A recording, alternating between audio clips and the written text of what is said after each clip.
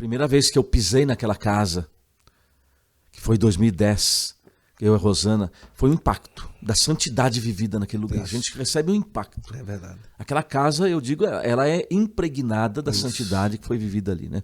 Aquela santidade, o ordinário, né? Do cotidiano. Mas, bem, Luiz e Zélia, filhos de militares do século XIX, viveram ali naquela região chamada Normandia, que é o noroeste da França, 190 quilômetros de Paris, né? Lisieux e Alençon têm a mesma distância de Paris e entre elas 90 quilômetros. Os dois filhos de militares, Luiz não nasce naquela região, Zélia nasce naquela região, Luiz nasce mais embaixo, Bordeaux, né? Por conta das campanhas militares. O pai dele então estava em campanha militar naquela região, nasceu ali. Mas depois da aposentadoria, o pai de Luiz se estabelece novamente em Alençon, né? Luiz se torna ainda jovem relojoeiro, joalheiro, né? Até a réplica aqui, a borda dessa relíquia é uma réplica de um relógio que Luiz fez para Terezinha e deu de presente na primeira comunhão dela, quando ela tinha 11 anos. Está na casa de Lisieux.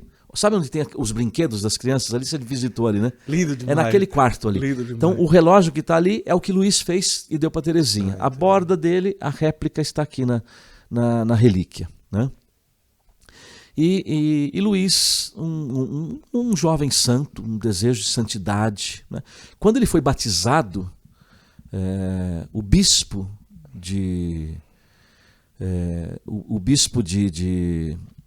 Bordeaux, ele foi batizado lá, encontrou a família e disse: alegrem-se, esse menino é um predestinado. Olha!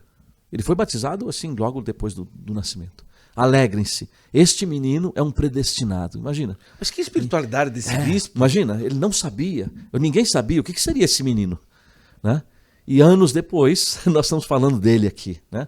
Como pai da maior santa dos tempos modernos, como disse Pio X. Então Luiz, muito devoto, com um desejo de santidade muito grande, se estabelece lá com a família em Alençon, relojoeiro, joalheiro, tinha o seu negócio. Zélia morando com seus pais, junto com a sua irmã, que depois se tornou religiosa, abrem um comércio, um comércio de rendas, uma fábrica de rendas, chamada Ponto de Alençon. Já era famoso na França, muito apreciado pela alta sociedade de Paris, uma renda muito delicada, muito cara. Zélia se especializou, então, como solteira, para ajudar a família, né? Zélia conheceu a mãe de Luiz no curso da renda de Alençon, mas não se tem relato que a mãe falou algo sobre Zélia para Luiz, mas o fato é, Luiz e Zélia não se conheciam.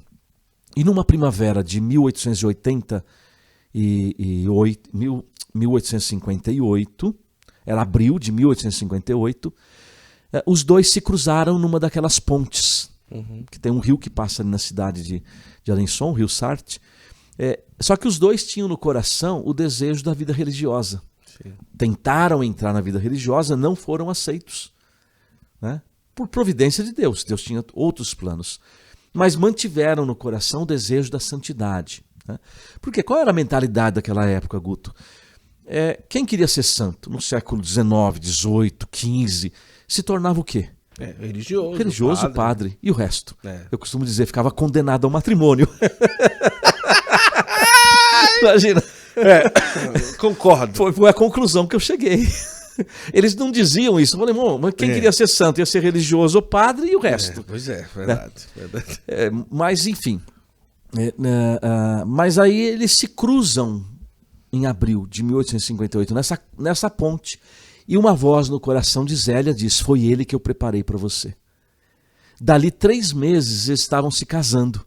Onde? Na igreja Nossa Senhora de Alençon, onde Terezinha foi batizada. A única que foi batizada lá foi ela. Os outros filhos foram batizados na outra igreja. Então 3 meses depois. Dizem, né, que eles acabavam, no início não queriam fazer meio que um voto de castidade? Sim, fizeram. Encontraram nos escritos de Luiz, ele pesquisou a vida de santos, São José, Nossa Senhora, livros da igreja, e de comum acordo com Zélia, por causa desse desejo de santidade, e a gente tem que entender por causa do contexto da mentalidade da época. Sim, claro. eles de comum acordo resolveram ter um casamento com um celibato total, né? Uma castidade total. Viveram assim durante 10 meses.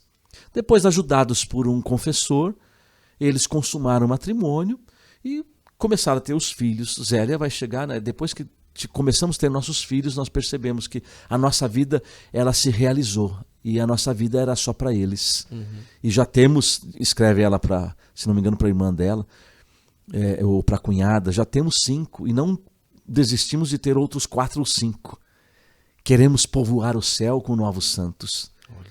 Queremos ter muitos filhos e educá-los para o céu. Esse era o grande segredo da pedagogia deles, educar para o céu. E de fato tiveram 9 filhos. A caçula, Terezinha, né? É a nona. Imagina se ela para. Não, no sexto tá bom, para por aqui, chega. Não teríamos E as pessoas diziam para ela, porque eles passaram muita dor, que eles perderam 4 novos, 2 meninos, 2 meninas, 3 com menos de 1 ano. Imagina você enterrar um filho com menos de 1 ano. E Helena, com 5 anos de idade. Eu olho para o meu neto, Miguel, e quando eu olho para ele, eu fico pensando, Luiz e Zélia enterraram nessa idade uma filha. Nossa, quanta dor no coração, quanta dor. E as pessoas diziam, bom, agora então você vai parar, né? E nas cartas, temos as cartas deles aqui, né? Aqui, ó. Foi lançado pela nossa editora também, Carmelo Santos Loyola. Luiz e Zélia Marques. São as cartas deles. E Zélia diz aí nas cartas, ela dizia, não, nós não vamos desistir, a vida, né? Nós queremos povoar os santos. Então, uma abertura à vida maravilhosa, fantástica, de confiança em Deus. Como você falou, se eles tivessem desistido, nós não teríamos Santa Terezinha. Não teríamos, imagina. A igreja, o mundo ser privado de Santa Terezinha, que até inclusive agora, nesse ano, a Unesco está homenageando Santa Terezinha como personalidade mundial. Quanto bem Terezinha faz.